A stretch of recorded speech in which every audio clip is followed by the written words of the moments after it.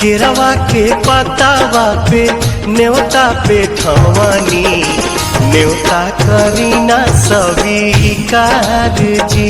हाँ लिहिना या रघ मोर आदित्य गोसाइया परती के सुन ली पुकार जी।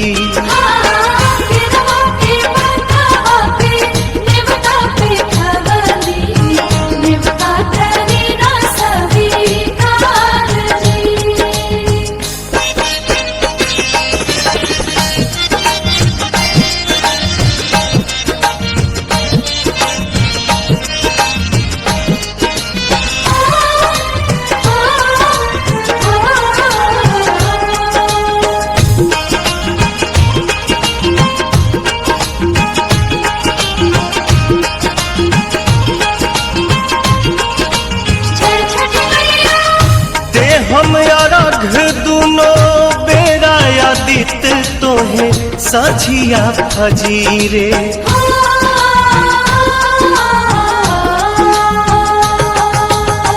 दूसरा अरघ देके मानव आशीष आके गंगा के तीरे।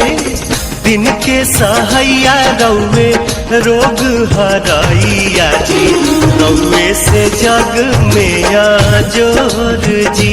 हाँ केरवा के पतावा पे न्योता पे ठवानी न्योता करीना स्वीकार जी।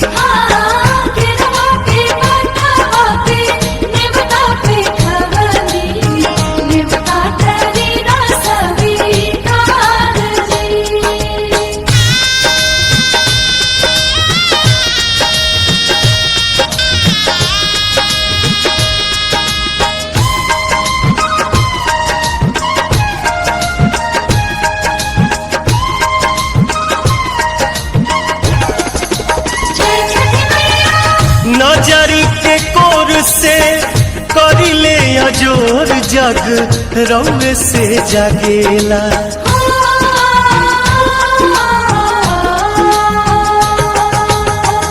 रौवे से रात होला रौवे से दिन काल चक्र चलेला।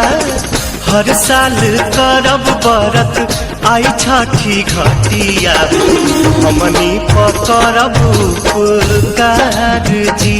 हाँ लिहिना या रघ मोर आदित्य गोसाइया परती के सुन ली पुकार जी।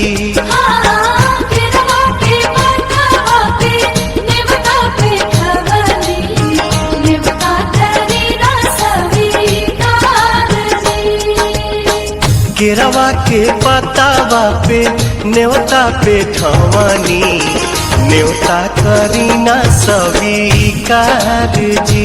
हाँ लिहिना या रघ मोर आदित्य गोसाइया परती के सुन ली पुकार जी।